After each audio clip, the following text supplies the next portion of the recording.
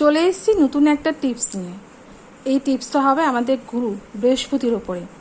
বৃহস্পতিকে প্ল্যানেটের গুরু বলা হয়ে থাকে, তোমরা সবাই জানো। এই বৃহস্পতিকে স্ট্রং করার জন্য আমরা অনেকে সিট্রিন পরে থাকি, অনেকে পোকরাজ পরে থাকি, কিন্তু এমন কিছু কিছু জিনিস আছে যেগুলো আমরা এই গ্রহরত্ন ছাড়াও আমরা আমাদের ডেলি লাইফে ইউজ করতে পারি।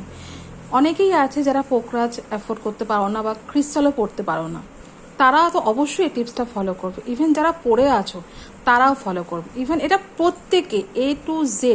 বৃহস্পতি চার্টে কেমন আছে দেখার দরকার নেই, জাস্ট বৃহস্পতির উপলক্ষে বৃহস্পতিকে স্ট্রং করার জন্য গুরুর আশীর্বাদ সবার আগে। আমরা বলি না, গুরুর আশীর্বাদ থাকলে আমরা যে কোনো সমস্যা থেকে বেরিয়ে আসতে পারি। আমাদের প্রত্যেকের লাইফে কিছু না কিছু সমস্যা আছেই, তো সেই সমস্যা থেকে বেরিয়ে আসার জন্য যাতে আমাদের গুরুর আশীর্বাদটা মাথায় থাকে, তার জন্য আমরা এই টিপসটা ফলো করবো। তোমরা দেখতেই পাচ্ছ এখানে আমরা হলুদ রঙের বস্ত্র রেখেছি। এই হলুদ রঙটাকেই আমাদের ব্যবহার করতে হবে। কি করবে যারা বৃহস্পতি গুরুকে স্ট্রং করতে চাইছো, গুরুর আশীর্বাদ পেতে চাইছো, গুরুর আশীর্বাদ পেলে সমস্ত সমস্যার সমাধান আস্তে আস্তে বেরিয়ে আসবে। তো তারা কি করবে, পর 16টা বৃহস্পতিবার হলুদ রঙের বস্ত্র ধারণ করবে। কোনো একটা বৃহস্পতিবারও বাদ দেওয়া যাবে না, মানে 16টা যে বৃহস্পতিবার তার মধ্যে যে কোনো একটা বৃহস্পতিবার বাদ দিলে হবে না।